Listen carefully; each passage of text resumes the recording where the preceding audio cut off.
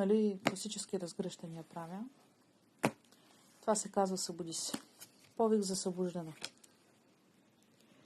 Тежък любовен съвет. Направи първата стъпка. Повик за събуждане. Чувствай ги тия чувства. Не ги преглъщай, не ги потискай, не ги прави по-логични. Изчувствай ги. Виждаш страст. Наречи я с истинското име. Виждаш разочарование. Наречи го с това, което е. Защо? Защото ако го натикаш някъде назад, в подсъзнанието си, то там ще си разиграва коня и ще те контролира. Тежък любовен съвет. Не знам дали е човек, поведение, ситуация, мисъл, която не излиза от главата ти.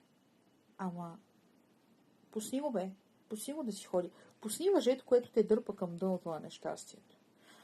Сега, предполага се, че то съвет е любовен, но не е задължително да пуснеш човек. Понякога пускаш поведение. Понякога пущаш някоя несъзнателна защита, която прави двама ви нещастни. Понякога пущаш включително и собствените си червени флагове да си ходят, защото те по никакъв начин не са ти полезни. Направи първата стъпка. Направи първата стъпка към това да си логичен в момента, в който взимаш решение. Направи първата стъпка в това да защитаваш по-скоро тези, които не могат сами, отколкото себе си. Направи първата стъпка в това агресията да е само единствено защита. Направи го бързо, направи го разумно, направи първата стъпка в това да взимаш решения само единствено информирано. Стискам палци.